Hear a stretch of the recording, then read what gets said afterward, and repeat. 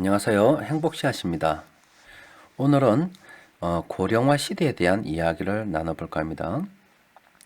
우리 앞에 다가오는 이 고령화 시대를 대비해서 여러분들은 뭐 주식 투자를 하시든지 아니면 경제 활동을 하시든지 아니면 주식 이외에 부동산 투자를 하시든 간에 어떻게 준비를 잘 하고 계시는지 모르겠어요. 아직까지도 아무런 생각이 없이 고령화 시대를 준비하고 있지 않으시다면 오늘 제가 올려드리는 동영상 자세히 보셔야 할 거예요. 준비 없이 살다가는 크게 힘들어질 수가 있을 겁니다. 이미 우리 사회는 2017년을 기점으로 해서 15세 이하 유소년 인구보다 65세 이상 노인 인구가 더 많아지는 그런 사회가 되었습니다. 그리고 해가 바뀌면 바뀔수록 점점 더 은퇴하시는 분들이 늘어나서 노인 인구가 증가하고 있습니다. 이는 비단 우리나라뿐만이 아니라 전 세계 선진국들에게 일어나는 공통적인 현상입니다. 혹자는 이런 이야기도 합니다. 우리 때는 이렇게 돈을 번다 할지라도 우리 자녀들은 동남아 시장에서 인도 같은 베트남 같은 이런 동남아 시장에서 경제 활동을 통해서 돈을 벌고 먹고 살아야 하고 우리 손자들은 아프리카 쪽으로 가서 이제 돈을 벌어 먹고 살아야 되는 그런 시대가 오지 않을까 이렇게 이야기하시는 분들도 계세요. 어쨌든 오늘 말씀드리고자 하는 것은 고령화 시대입니다. 그리고 우리가 어떻게 준비를 해야 하고 잘 먹고 살아야 할 것인가 그런 이야기를 나눠볼까 하는데요. 젊은 사람들은 이해가 안 될 수가 있어요. 왜 이런 이야기를 하는지. 고령화 시대가 되면 가난해지는 것은 노인들이 아닐까라고 생각하시는 분들도 계실 수 있습니다. 맞습니다. 아무래도 젊을 때 경제 활동을 할 때보다 노인이 되어서 경제 활동을 하더라도 임금이 작거나 아니면 연금 소득으로 살아간다고 한다 보면은 노인은 젊을 때보다 가난한 삶을 살 수밖에 없겠죠. 그래서 노인이 그렇지 뭐 젊은 나는 그렇지 않다라고 생각하는 분이 계실 수가 있어요. 그런데 전혀 그렇지 않습니다. 노인들이 많아지게 되면은 지금 현재 우리가 바라보는 이 대한민국과 앞으로 10년, 20년 후에 바라보는 대한민국의 모습은 전혀 다르고 일자리도 다를 거예요. 아마 4차 산업이 발전하고 기술이 발전함에 따라서 국가는 부유해질 수도 있어요. 그런데 물론 그것도 장담을 하지 못합니다.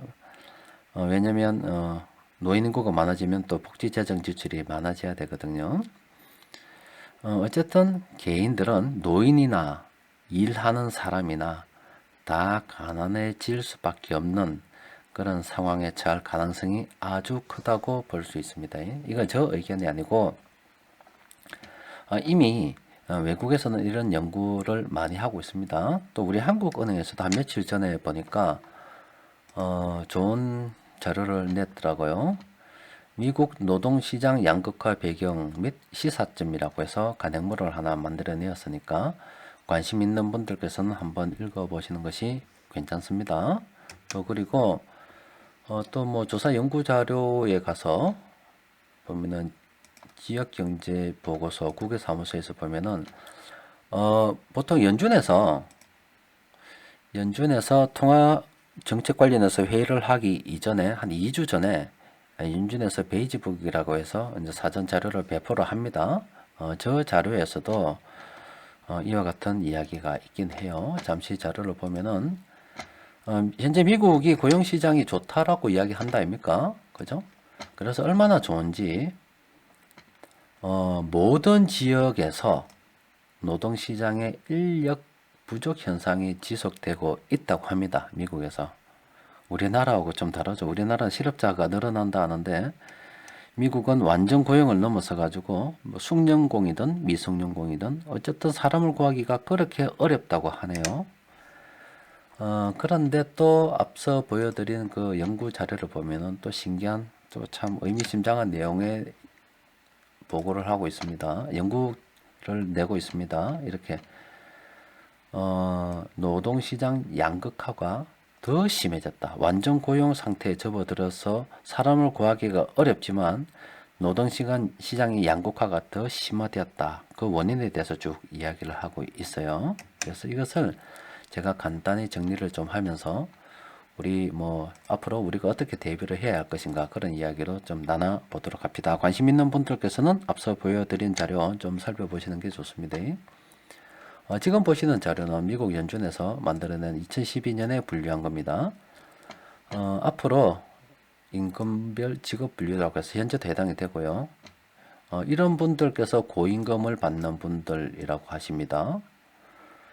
또 그리고 중임금이라고 해서 저임금과 중간 사이에 있는 임금을 받는 분들, 주로 제조업도 상당히 많아요. 저임금을 받는 분들이 의료보조직부터 해서 이런 업종들이라고 합니다. 분류를 했는데 앞으로는 지금 현재 미국에서 그렇대요. 이 고임금 받는 분들은 늘어나고 저임금 받는 분들은 더 늘어나고 중임금 받는 분들은 오히려 줄어드는 조금 늘어나는 그런 상황에 처해 있다고 하네요. 자, 여기에 대해서 조금 더 살펴보면은 지금 현재 그렇대요. 미국에서 중임금 부분이 공동화되어서 자꾸 없어지고 있답니다. 그래서 일자리가 일부는 고임금 쪽으로 올라가고 또 일부는 상당 부분은 저임금 쪽으로 이렇게 노동자분들께서 일하시는 분들께서 많이 이동하고 계시다 합니다. 그래서 특히 이제 중임금 부분의 일자리 공동화 현상이 이제 굉장히 중요해요. 여기에서 여러분들께서 눈여겨 보셔야 할 부분, 우리나라는 여기 크게 필히 해당이 될 겁니다. 미국은 향후 20년 내에 일자리의 47%가 자동화될 가능성이 높은 것으로 추정하고 있답니다. 이미 로봇이 음식을 만들고 있는 것들도 있고요. 이미 우리 제조업 현장에도 많은 로봇들이 이렇게 투입이 되고 있습니다. 특히 우리나라 같은 경우는 최저임금 인상으로 인해서 기업들이 조금 더 서두르고 있죠. 가능하면 사람을 쓰지 않고 자동화시켜서 판매를 하려는 그런 움직임이 조금 더 이제 가속화가 될 거예요. 어떤 면에서 지금 현재 이 최저임금이라고 하는 것은 당장 사회에 고통을 줄 수 있지만 어떤 자동화를 좀 더 가속화시킬 요인을 제공한다고 저는 생각을 하고 있습니다. 또 어쨌든 이런 식으로 자꾸 머리를 쓰다 보면은 제조업 공장이 점점 자동화되고 서비스업도 자동화되어서 사람들은 일자리를 더 잃을 거예요. 어쨌든 앞으로 미국이 점점 그렇게 되고 있대요. 중국도 물론 그렇고 이와 자동화 관련해서는 여러 보도 자료들이 많고 또 간간히 뉴스라든지 어떤 다큐 같은 데서도 많이 다룹니다. 그래서 또 미국에서는 일단 자동화에 투자를 많이 하고 있고 또 자동화가 안 되는 부분은 해외로 위탁 생산을 해버리고 또 정형화된 반복 업무가 점점 사라지는 현상이 발생하고 있답니다. 그래서 앞으로 한 반 정도는, 절반 정도는 사라진다. 현재 일자리가. 그렇게 보고 있고, 특히 우리나라 같은 경우는 미국보다 제조 비중이 더 큰 이런 나라인데 아마 그렇게 될 거예요. 자동화 대체하기 힘든 부분은 동남아나 저 해외 쪽으로 빠져버리고 국내에서는 자동화 가능한 부분만 담아서 로봇이 움직이고 사람은 작아지고 현재 일하고 계신 분들이 은퇴하고 나면 신입사원은 점점 더 뽑지 않거나 현재 있는 분들도 내보내면서 아마 그런 일이 벌어질 거예요. 그래서 이제 그걸 어쨌든 이렇게 중간 제조업에서 버는 돈을 벌던 분들이 자꾸 사라지다 보니까 일자리가 없어지니까 사라지죠. 어디로 가느냐? 이 위쪽이 고임금이라면 일부는 공부를 열심히 해가지고 전문 자격증을 따서 상위 계층으로 이동을 하고요. 의료직이라든지 전문직 있죠. 이동을 하고 대부분은 아래쪽으로 떨어진대요. 아래쪽은 우리 고령화가 되다 보면 의료 요양 서비스업이 빠르게 성장할 수밖에 없겠죠. 그래서 그렇게 그 성장하는 그 자체가 노동시장 양극화의 원인이라고 합니다. 물론 의료 요양이라고 해서 전부 다 어떤 저임금이 아니라 그 중에서 의사분들 있죠. 의료 전문직은 고임금입니다. 하지만 대부분은 다 저임금이에요. 특히 요양 관련해서는 어떤 면에서 그 어르신들 보살피는 노인 요양 같은 경우는 뭐 개인들이 일부 돈을 부담하고 또 정부에서 복지 재정으로 충당하는 거잖아요. 세금으로 충당하는 거기 때문에 어떻게 세금으로 충당하는 것을 돈을 많이 줄 수가 있겠어요. 그러니까 최저로 주겠다. 최저로 줄 것이기 때문에 그분들은 월급이 많지 않을 거예요. 그러니까 노인들이 점점 많으면서 이쪽으로 산업이 성장하니까 중임금 받던 분들이 아래쪽으로 이동함으로 인해서 월급을 더 작게 받더라도 일을 해야 되는 그런 상황이 벌어지고 젊은이들은 취직할 자리가 점점 더 없어지겠죠. 그래서 길러 가면 이래야 될 겁니다. 제가 뭐 그림을 그려봤는데요. 이게 뭐 전체 소득에서 한 중간 정도 된다 합시다. 되면은 일부 고임금 받는 분들, 전문직이라든지 뭐 앞선 보여드렸던 그런 직업군들이 있잖아요. 뭐 사업을 하시거나 뭐 컴퓨터 수학 관련 이런 전문직 하시는 분들이 일부가 있고요. 우리가 지금 현재 제조업이 중간에 좀 두텁다 하는데 제조업에서 상당 부분 해외로 자동 안 되는 부분은 이전해버리고 자동화되는 부분은 남아서 일자리는 점점 줄어들고 노인분들이 늘어남으로 인해서 의료 요양 이런 서비스업이 늘어남으로 또 이쪽은 아무래도 복지 재원 세금 또 일부 돈을 분담하긴 하지만은 아무래도 적은 재원으로 또 노인들이 연금 받아서 돈 지급하는데 돈이 어디 있겠어요? 적극적으로 돈을 버는 사람들이 아니잖아요. 그런 분들한테 돈을 받아내야 되니까 어디 있냐 이 말이야. 없겠죠. 그래서 이런 일자리가 늘어난다 이 말이죠. 그럼 젊은 사람은 어떻게 하느냐? 피 터질 겁니다. 이게 다 젊은 사람들이라 칩시다. 젊은 사람들이 취직을 해야 되는데 밀고 들어갈 텀이 조금밖에 없어요. 고임금은. 그리고 제조업이라도 지금 우리 현재 있죠. 있는데 최저임금 이런 거 되면서 기업도 머리 쓸 거 아닙니까? 자동화를 점점 가속화시키고 자동화 되는 부분은 자동화해서 인력을 줄여버리고 안 되는 부분은 해외로 빼버리고 이렇게 해서 제조업 일자리가 줄어드니까 젊은 사람한테 갈 데 어디 있어요? 그럼 이쪽 사람도 일로 가겠죠. 이쪽으로. 자꾸 이쪽으로 뭐 사회복지과나 뭐 이런 쪽 있잖아요. 요양이나 이쪽으로 가겠죠. 그럼 그쪽 월급이 안 많잖아요. 아마 앞으로 젊은 사람들은 지금 현재가 우리가 누려왔던 것보다 더 돈 벌기 힘든 시대를 살 겁니다. 그다음에 지금 20대가 아니고 우리가 크는 자녀들도 아마 그런 사회에 진입돼서 살 겁니다. 지금 10살, 뭐 8살 초등학교 다니는 자녀들 있죠. 지금 20대 청년들보다 더 취직하기 힘든, 취직을 한다 하더라도 돈이 별로 안 되는 그런 일자리를 얻게 될 가능성이 굉장히 크다고 볼 수가 있습니다. 그래서 자녀 교육을 조금 정말로 이래 신경 써서 잘 시키거나 아니면은 해외로 가는 것도 정말로 심각하게 한번 생각해 보셔야 되는 그 시점이 아닌가 싶기도 해요. 자, 어쨌든 뭐 우리 같은 경우는 뭐 고령화 시대가 가난해진다는 것을 이미 알고 있어요. 소득이 없으니까 가능해지죠. 그럼 그 이전에 현재 그래도 우리는 그나마 제조업이 있잖아요. 나라에. 철강 산업도 있고 자동차 산업도 있고 뭐 관련해서 여러 가지 제조업 산업이 그나마 있기 때문에 자동화가 덜 되었기 때문에 돈을 벌 수는 있어요. 앞으로 10년 후, 20년 후에 사회에 진출하는 아니면 그런 세대들보다 우리는 훨씬 더 유리합니다.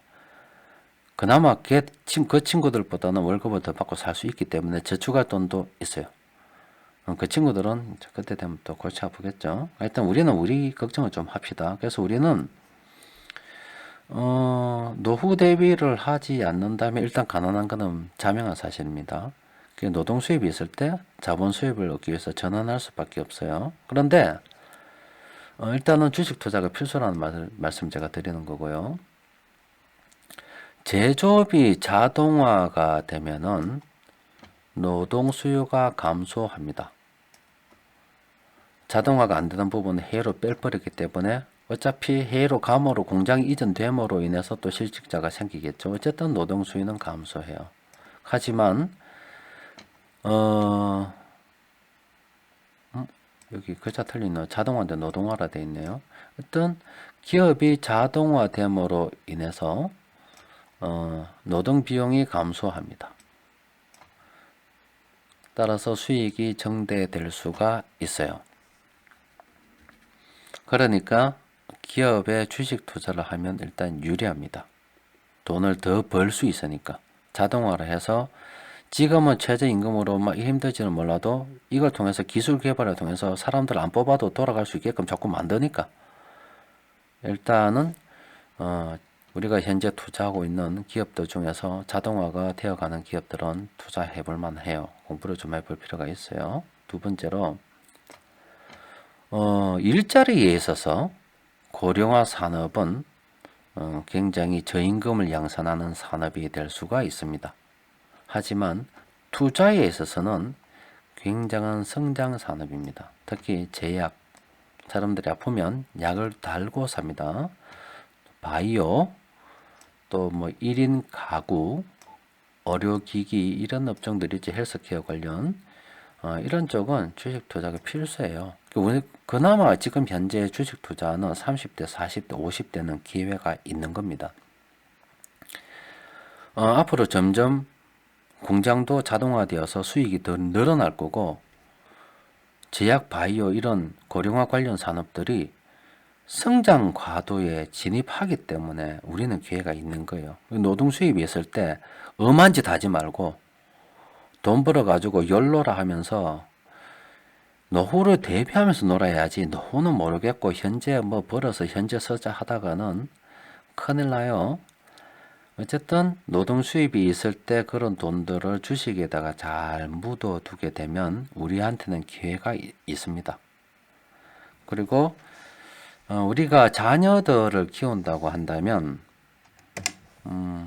다 그럴 수는 없겠죠. 사람마다 다 능력이 다르기 때문에 가능하면은 자녀들이 이 위쪽으로 진입하게 가려고 하면은 적어도 의료직 뭐 이런 우리가 사회에서 말하는 8대 전문직 정도는 진입을 시킬 수 있도록 노력해야 돼요.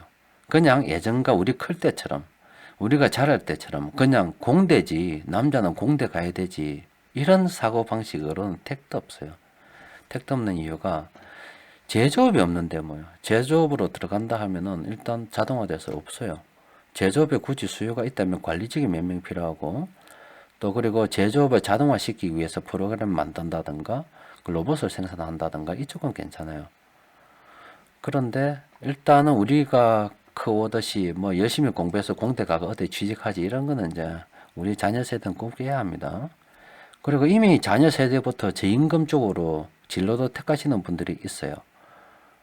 뭐 좀 기분 나쁠 수도 있겠지만은 뭐 대학 가면 그런 거 있잖아요. 무슨 치료사 하면서 의료 쪽으로 학과들이 많습니다. 그리고 무슨 복지사 이러면서 이미 그분들은 고임금을 생각지도 않고 이쪽으로 아예 진로를 굳힌 거예요. 나는 적당히 벌어서 먹고 살겠다. 하지만 예전보다 더 작게 벌어 먹고 살 수 있는 직업으로 뭐 취직이 잘 된다니까. 취직이 중요한 게 아닌데 취직을 하더라도 어디에 취직하는가 중요한데 일자리가 그쪽밖에 없으니까 또 그쪽으로 갈 수밖에 없죠. 그래서 아마 우리 자녀들은 좀 힘들 거예요. 그래서 여러분들께서 자녀가 아직 뭐 어리다면 정말 열심히 준비시켜야 되고, 지금 혹시 이 동영상을 보고 있는 대학생분들이라고 하시면은 모르겠어요. 그 사람 머리가 다 다르기 때문에 참 말하기도 그렇지만 가능하면은 전문 자격증을 따서 자기 사업을 하고 할 수 있는 쪽으로, 어디 남한테 취직해서 좀 취직시켜 주세요 이런 거 하지 말고, 직원을 별로 두지 않더라도 그냥 혼자 직원 한둘이 두고서 해먹을 수 있는 뭐 세무사를 한다든가 뭐 회계사를 한다든가 법무사를 한다든가 이런 전문직 쪽으로, 그래도 기회가 있을 때 머리 한참 팡팡 돌아갈 때 열심히 앉아가지고 엉덩이 땀나도록 앉아서 공부를 해서 위쪽으로 진입하려고 노력하는 것도 필요하지 않겠나 싶습니다. 어쨌든 이 고령화 시대가 된다는 것은요, 가난해집니다. 노인들만 가난해지는 게 아니고 다 가난해집니다. 그래서 우리는 그런 시대를 대비해서 우리 자신은 이 노동 수입이 떨어지기 전에 주식 투자, 그래도 기회가 있으니까 준비하자 이거고, 그런 준비하면서 우리도 자녀 키우는 입장이니까 자녀들 다 안 되겠지만 그래도 가능하고 능력이 된다면 제조업은 일단 기대하지 마라. 우리가 그다시 공대 가서 어떻게 뭔가 이루어지는 시대는 아닙니다. 우리나라에서 살라 그러면 전문직적으로 가야 그래도 좀 소득을 좀 높여 볼 수가 있고, 그게 아니라면 정말 무역 같은 거 배워서 아니면 외국어를 열심히 배워서 해외에서 기회를 찾아볼 수 있도록 자녀들을 키워보는 것도 대비가 될 수 있지 않을까 싶습니다. 자, 고령화 시대 진행되고 있습니다. 걱정이 많습니다. 여러분들께서도 지금 올려드린 동영상을 하나의 계기로 삼아서 여러 가지 자료들을 살펴보며 준비를 해 보시기 바랍니다. 이상입니다.